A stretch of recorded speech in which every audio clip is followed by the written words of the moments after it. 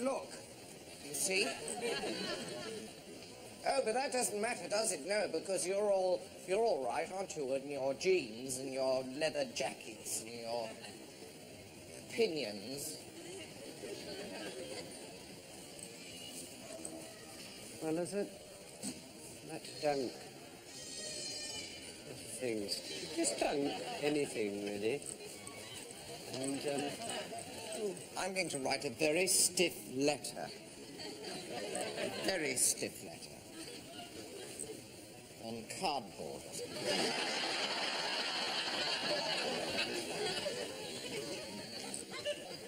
You expect to get a lot of this, do you? And I shall post it, too.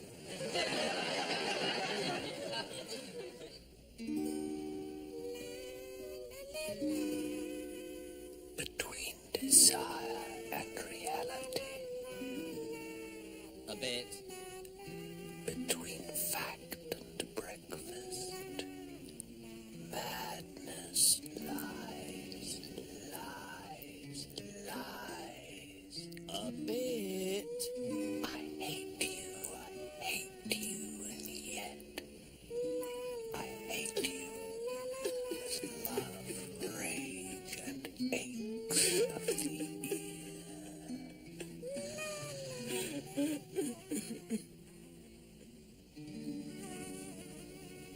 Pretension by Fry and Laurie.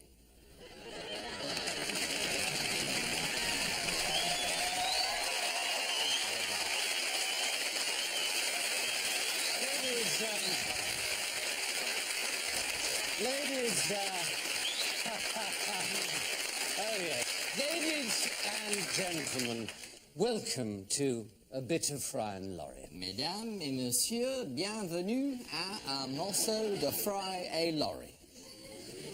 Stoot Messi Bim, Gut Jende, Fenstupke, Fry, Stink Laurie. Lars Pebble Finger Hat, Fly Bohen Fry Shat Laurie. Thar Matadata, Polyp Whip Yip Nip Sip, Fry, Hidden Laurie. It's a lovely accent. Thank you. Thank you. Is that from a tape, or...? No, I used to live there in the 70s. I thought so. Well, anyway, that's enough verbal frotting for the time being. It's easy to say, you know, that the next half hour will soon be filled with the sound of good fellowship, the laughter of friends, and the sobbing of children. That's right, but what is hard, however, what is painfully, grindingly, thigh-suckingly hard, is to find the words that can adequately describe our first guest this evening. Well, the easiest bit first. She's a man of real distinction, born within moaning distance of Sevenoaks in Kent. Our first guest has variously been described as the finest classical murderer of his generation, and also as the Jilly Cooper of anal love. He's the captain of his soul and the chief petty officer of his destiny, and he brings to A Bit of Fry and Laurie a much-needed injection of heroin. He is, of course, Clive Mantle.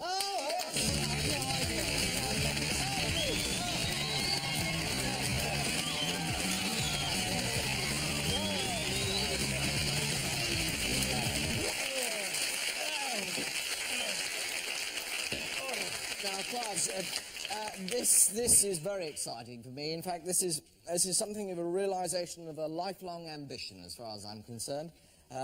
My colleague wasn't all that keen on having you on, but I insisted. My colleague will have his little joke. No, sincerely, a great pleasure, Clive. Now, Clive, tell us what you've been up to. You had a bit of a hard night last night, I understand. Not really. No? Well, there was something about you and, you and a certain actor from EastEnders. Oh, that, well... Yeah? A certain amount of hell was raised, I understand. And you know what the press are like. They'd like to blow everything out of all proportion. I think in your case, nature's already done that, Clive.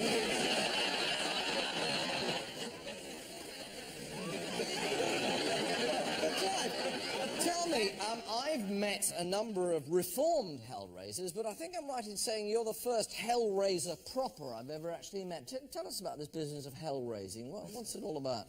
I think it's specifically a reference to drinking. Oh, I see. So when they say Hellraiser, they really mean drunk. I think there's a bit more to it than that. Such as? Being rude to waiters, you know, upsetting the odd table, that sort of... Something learnt there already. So when they say Hellraiser, they mean old drunk who is rude to waiters and upsets tables. I think the idea is that it's quite stylish. Stylish? Well, you know, amusing. Really? Amusing? Really? Well, Stephen, your witness. No further questions. Relax, Clive. The rapier is back in its scabbard. Well, from sad old drunks who are rude to waiters and upset tables, Stylishly. always stylishly, we move on to our second studio visitor.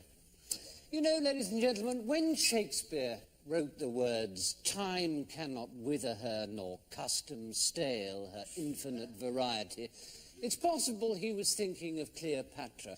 But it's also just possible, too, that he was thinking of our next studio guest. She's been described as the doyenne of... Very unlikely. Highly unlikely.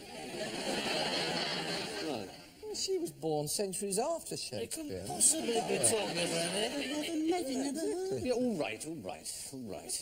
Ladies and gentlemen, when Geoffrey Archer wrote the words, "The expanding bullet mushroomed inside Ullman's thigh, splintering bone and tissue as if it had been cheap crockery," it's just possible he was thinking of our next guest. Better. Much better. Much better. Her friends call her Snutty, but to millions of fans of the Littlewoods catalogue, she is adoringly and affectionately known as the Cardigan Lady. Ladies and gentlemen, please welcome, please ingest, please assimilate gently the manifold delights of Imelda Staunton.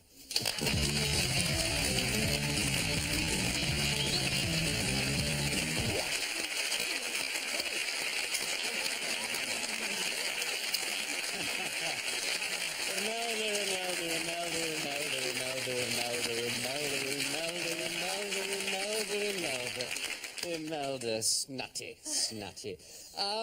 Tell us all about your week. Oh, well, it's been frantic, Stephen. Supermarket openings? How did you guess? I didn't. Well, you're wrong anyway.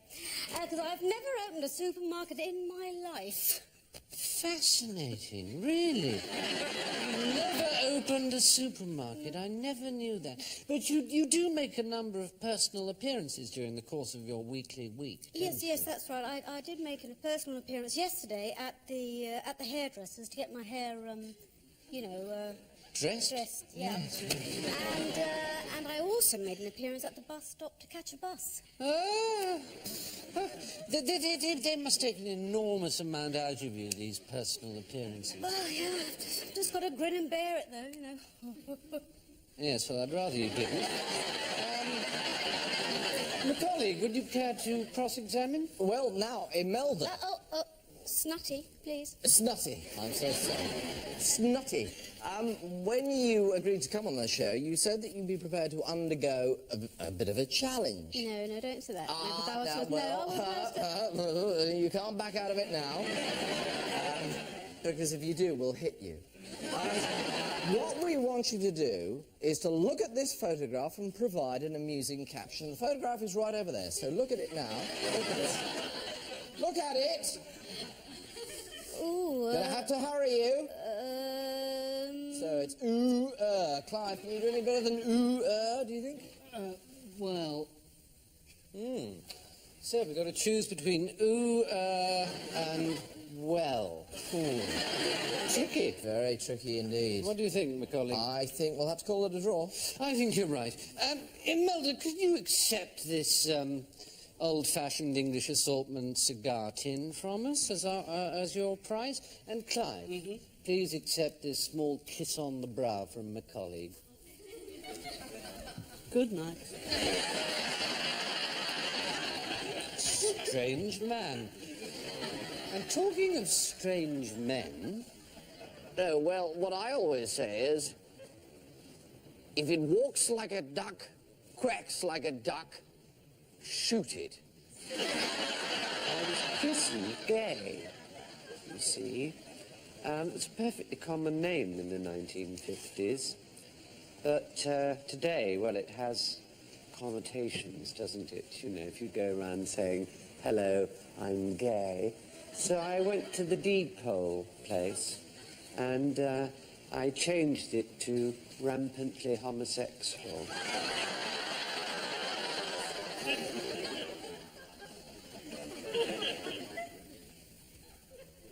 Another one, please, Barman. You sure? What? No offence, but this will be a seventh. You just keep him coming. Righto. Your funeral.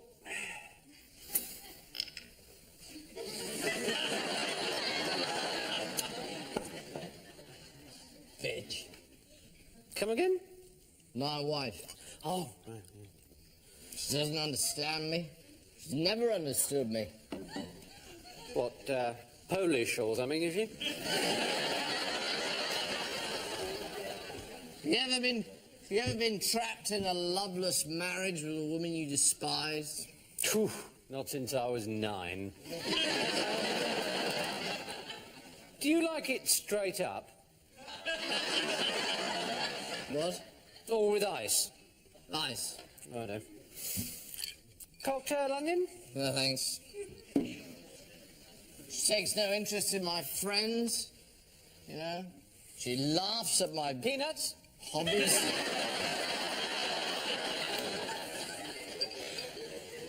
She doesn't even value my Crinkle cut cheesy what's it? career. You know, it's just so depressing. All right, so other men have got larger Plums? salaries and better prospects, and other men can boast a healthier looking Stool? lifestyle. All right, you know, so I haven't got loads of cash hanging around. You know, but why complain? Other people are worse off. I've got a job. I've got 2 sweet, rosy Nibbles? children. She's always going on and on and on about my appearance. I mean, it's not as if she's an oil painting. You know, I mean, frankly, she's Plain and prawn flavoured. she's not as young as she used to be herself. I don't know why I bother with women. I'd be better off being a Fruit? monk or a hermit or something. At least if I was a Fag? At least if I was a monk, you know, I wouldn't have to put up with women, you know, women going on and on and can talk the hind leg off a Camel? donkey. You know, the trouble is I couldn't live without women. You know, in a monastery, the best you can hope for is a bit of Chocolate hobnob? peace and spirituality. And let's face it, we haven't slept together for years. You know, the best I can hope for is a bit of Savoury finger? a bit of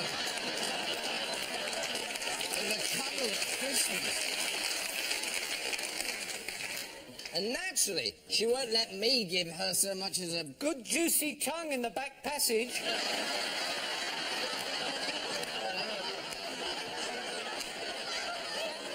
just a peck on the cheek. I tell you, the trouble with that woman is that she's just a Rather disgusting looking tart that should have been disposed of ages ago. I tell you what it is, she's a complainer. That's what she is. Complainer. Well, one more for the road, I think, barman. Certainly. Anything to go with it? bag of oral sex if you've got one. Oh, pants first. Always pants first, then socks, then shoes, trousers, shirt, tie, possibly a hat, but only if I'm really hungry. It's funny, we had this thrush outside our bedroom window, and it kept us awake for weeks. So in the end, I got up and poured natural yogurt all over it.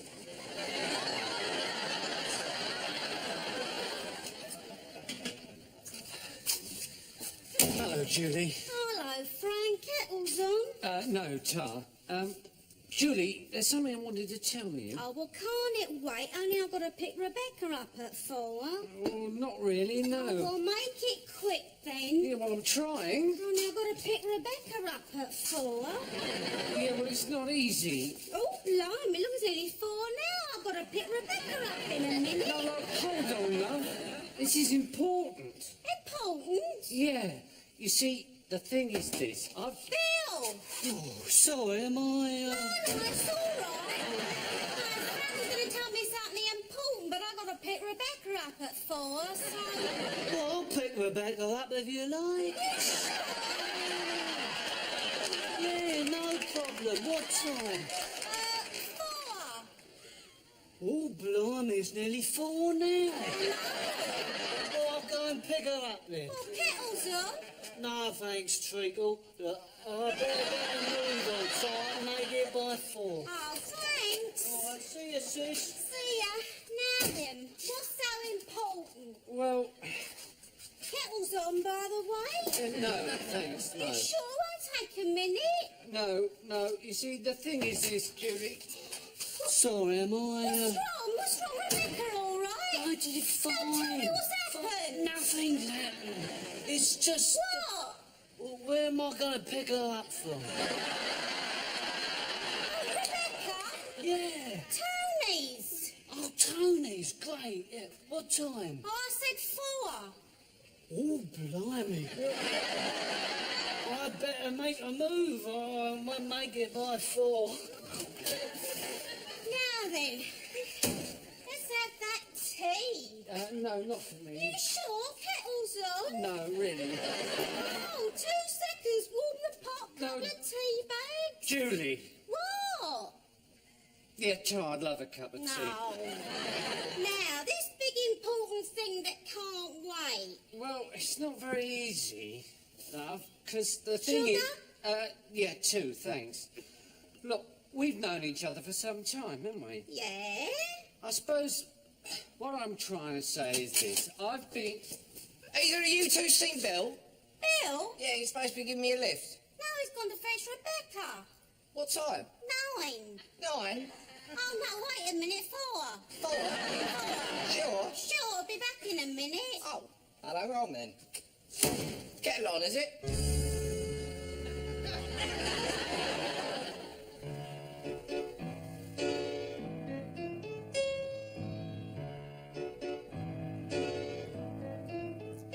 Oh, little girl, would you like a sweetie? Would you put your hand in mine? I promise not to hurt you or impinge upon your virtue. All I want is half a second of your time. Oh, little girl, won't you smile into the camera? This time I know we'll get the perfect shot. Now do you think that it would hurt if you just undid your shirt and showed the readers everything you've got?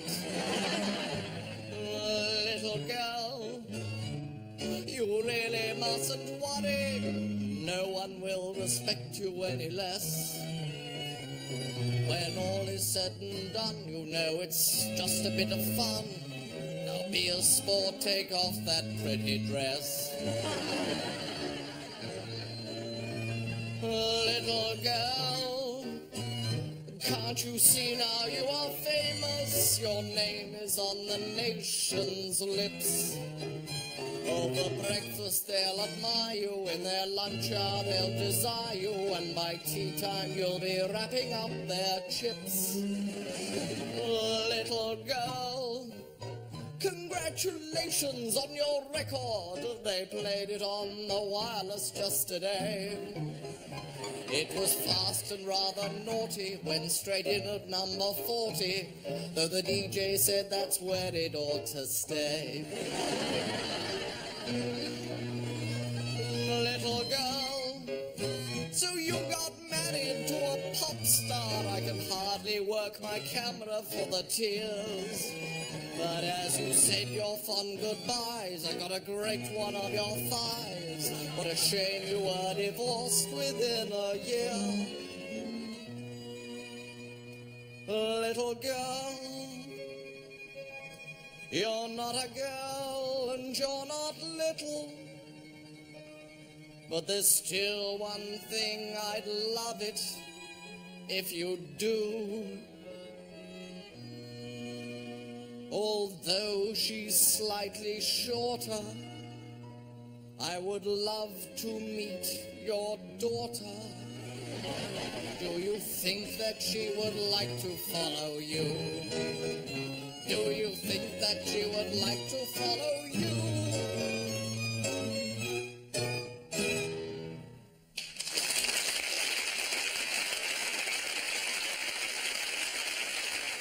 Conservative. Sorry. There it is.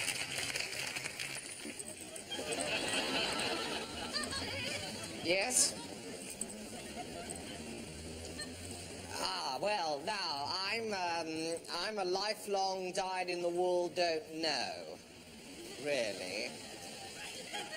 Well, yeah, you see, I got a system. I mean, I know people say there's no such thing as a perfect system. Yeah, mine's pretty good. What happens is I vote Conservative in elections, and if there isn't an election, I vote Labour. That's simple work. I'm one of those ones that, what are they called? The people who change their minds all the time. An archetypal, what's the phrase? Someone who votes first this way and then that way. Something voter. That's what I am.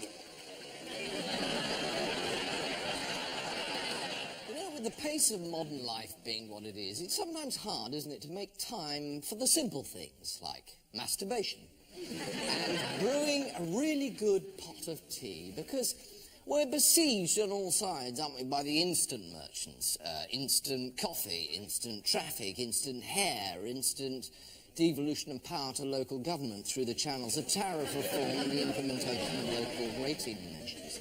Well, to help you slow down and make time, I'm going to get Snotty here to take us through the traditional way to make a pot of hot, strong, good, strong, hot, warming, but not hotting, good, fresh, good tea. Good. Snuts. Well, first step is to warm the pot. Well, priceless piece of advice right there, ladies and gentlemen. Next, find yourself an area of soil. Not less than 2 meters square, preferably south-facing, where you can plant a tea plant. And that's where we get tea from, is it? Sorry? From the tea plant, that's where we get tea from, is it? No, that's where we get cups and saucers.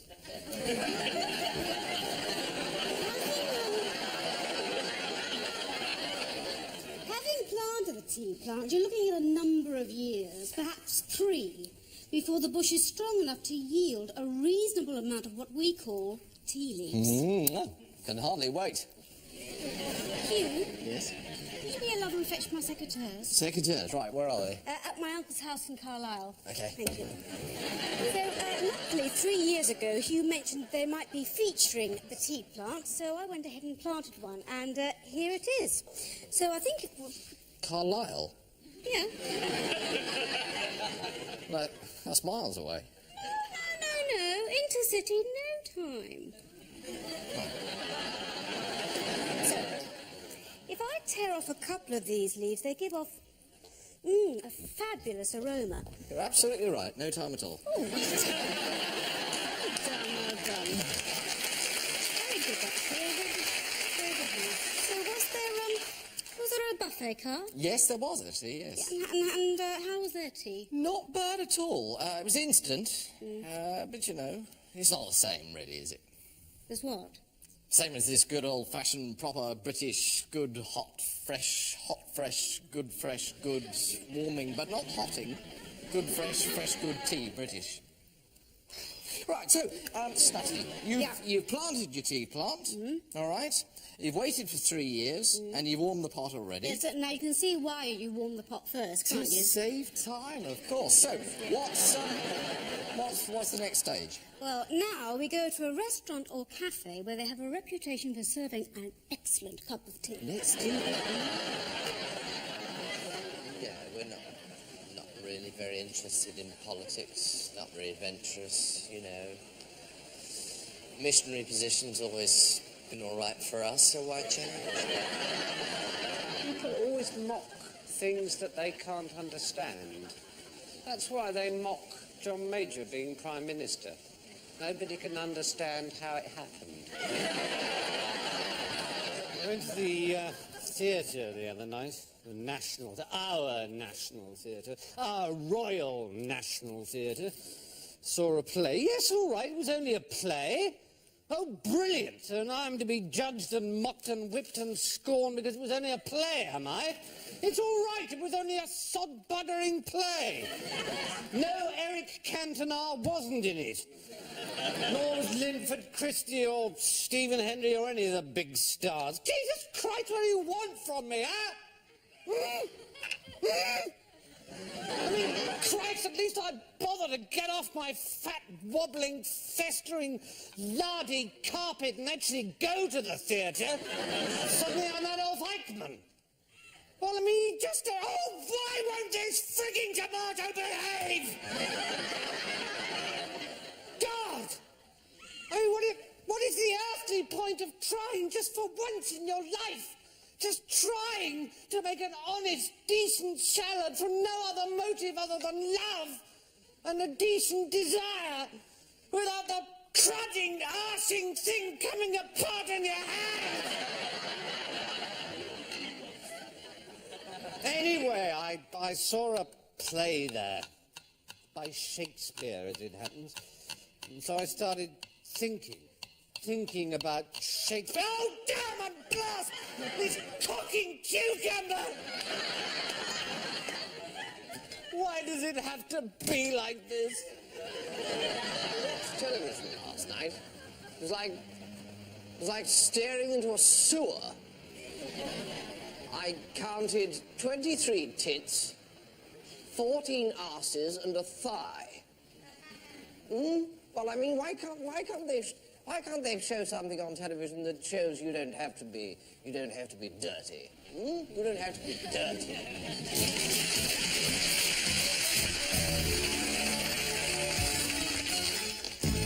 Hello and welcome to Don't Be Dirty.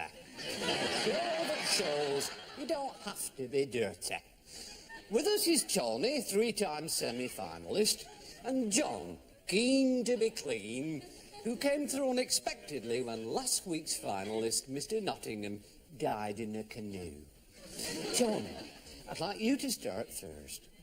Would you describe for us, Johnny, please, the act of fellatio? That's the act, Johnny, of fellatio without, Johnny, and I'm sure you must know the rules by now, without being dirty. Time starts 5 seconds ago. This is an act that takes place between two people, possibly of opposite sexes, but possibly not. Careful, Tony. Whereby one of the participants takes a part of the other participant's person into the place where they might more commonly keep bubble gum, say, and proceeds to masticate. Oh, Tony, I thought you were a goner there.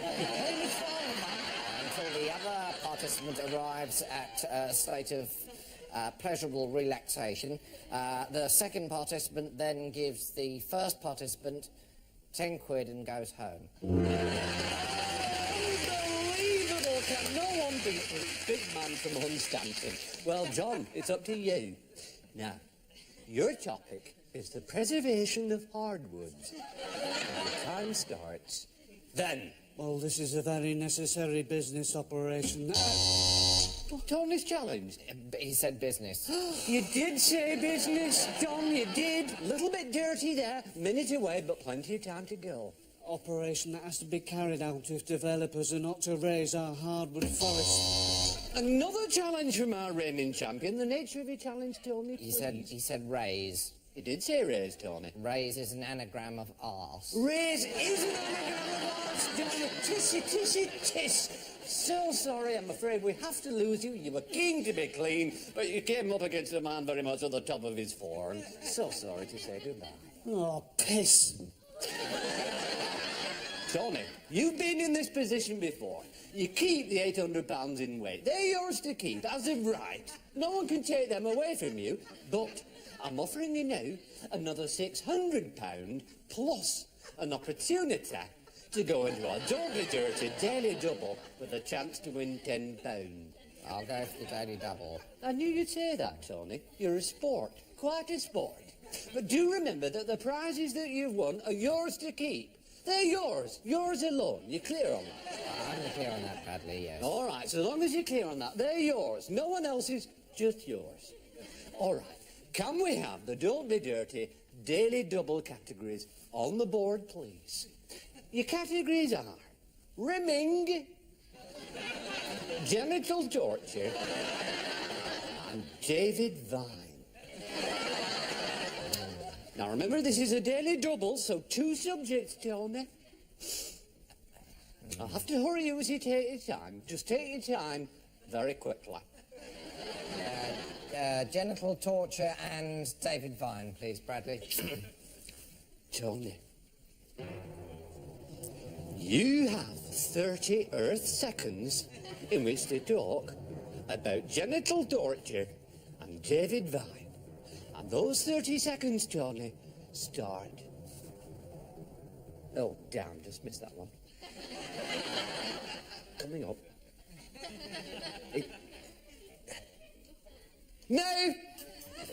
Nipple clamps and scrotal compressors are frequently deployed, as well as a variety of serrated needles, which are inserted into parts of the body normally kept inside pants and vests. Presenting various sporting events, most notably the World Snooker Finals from the Crucible Theatre, Sheffield, David Vine combines an easy, relaxed presentational style with a clear expertise on the game. He also... Oh, Johnny, you said on the game! Oh, you dirty Johnny, and that's a pity. I was dirty. Shite ass damn. Only 4 seconds to go and you were dirty. Johnny, I'm so sorry. It means you lose all the prizes you won last week and the prizes you won tonight. They're gone. They're not yours. They're lost. As of right, they're not yours anymore. I'm afraid you have to repay to us your travel expenses and you leave us empty-headed. But, Tony, you knew the risks. I did, Bradley, yes, I knew the risks. Yes. But tell me this thing, Tony. Have you had a good time on Don't Be Dirty? Have you enjoyed yourself? Has it been a pleasure? It's been a big one, Bradley. It's been a really, really big one. I've pleasured myself hugely. No, well, that's good to hear. Until next time, ladies and gentlemen, we say goodbye. But do remember this. Don't be dirty.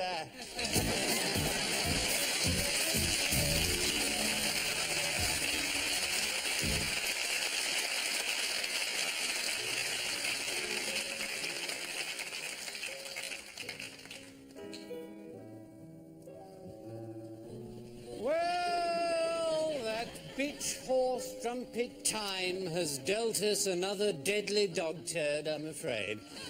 I look up at the space on the wall that's covered by the Fry and Laurie clock, and I see that in 1.5 minutes' time I will no longer be able to say, ladies and gentlemen, you are watching a bit of Fry and Laurie. I can say it now, however. Ladies and gentlemen, you are watching a bit of Fry and Laurie. But not for long. You? I'd be interested to see the memo from the Director General that gives you permission to butt in like that. I'm so very sorry. I can certainly show you the memo that tells you to butt out. He's quite right. Well, now it comes to that time where I ask our guests to tell me the kind, sort, or kind of cocktail that they would like served to them this evening. Lady guest and gentle guest, faites vos choix, s'il vous plaît.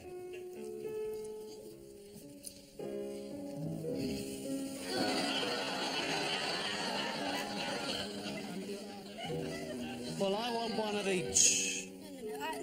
I think we'll plump for the South Seas Vulvic Wart. The South Seas Vulvic Wart. Well, for this you will need 2 scooped-out melons, plenty of ice, some dry London gin. Check, that should be wet London gin. You will need the opening paragraph of George Eliot's Silas Marner.